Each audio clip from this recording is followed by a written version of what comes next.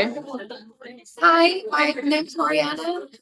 Marcus, we're student nurses at ECC College. We're doing burns today. Please go ahead. We have a bit of pathophysiology, what happens when you do get burned. So your skin is where the release of the inflammatory cytokines that triggers the inflammation process and tells your body that something is wrong and it needs to be fixed.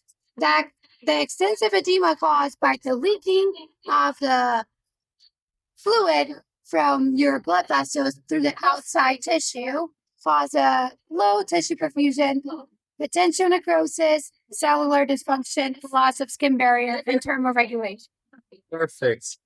So we can classify burns by type, severity, and so there's four types of burns.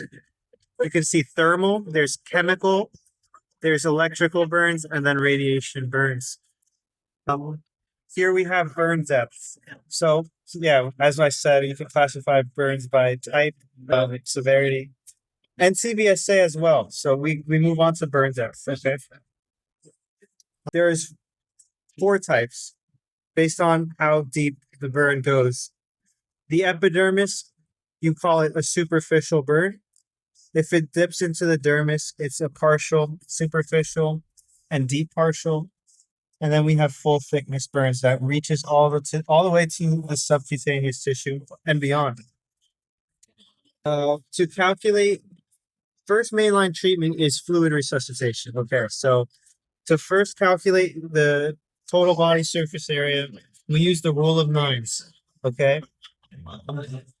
And then after that, once we get the percentage, we tie that into the Parkland formula. That's not on here, but it's 4 milliliters times body weight times whatever you got for rule of nines. Perfect.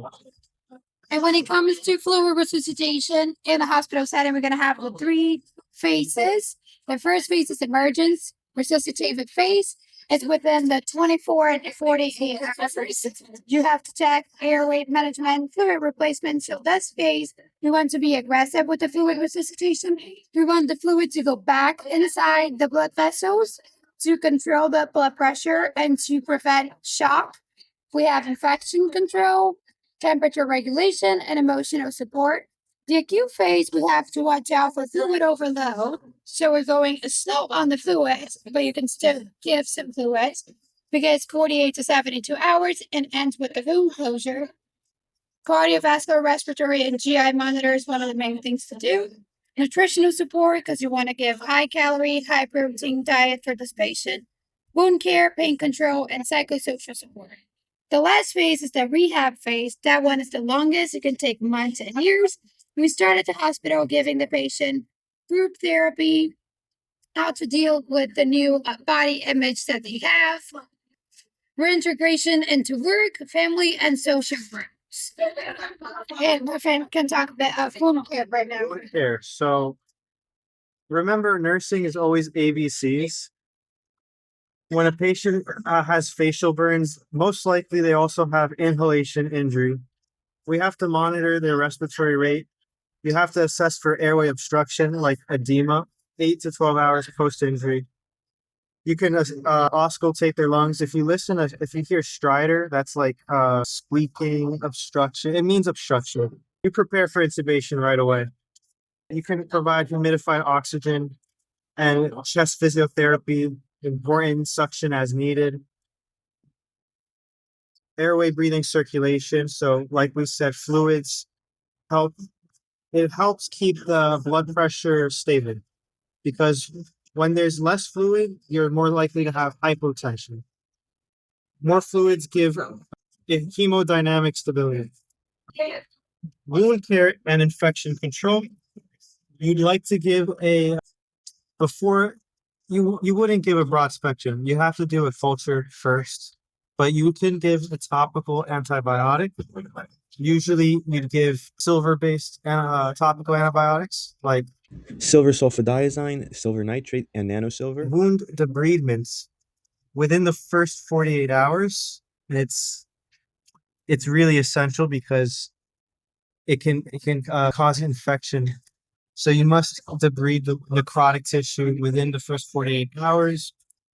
And you can use skin grafting. We have antimicrobial dressing to cover the wound first, and then we have autograft using your own skin from another part of your body, allograft, and skin donor cells. Well, this is a nice model. Here we have a visual of the burn depth. We have superficial. You would see blisters, but here there's no blisters. What it does well though is it displays full thickness really accurately. You'll see dark leathery eschar, and for these types of burns, you would have to. It doesn't heal on its own. You have to give a skin graft. And there are also risks for amputation. Amputation. To this. Perfect. Good. Thank you. Over here, we have the do's and don'ts, things that you should do and should not do when you're at home and you burn. Stop the burning process. Cool the water with cool water, not cold. Monitor for signs of infection. And you can contact your provider if you're unsure about the severity of your burn. The don'ts: do not apply ice, that can damage even more. Don't use butter, oils, ointment, toothpaste, none of that. Don't break the blisters. They protect your skin and it helps with the healing process. Don't delay medical care if the burn area is larger than a hand size. And Thank you.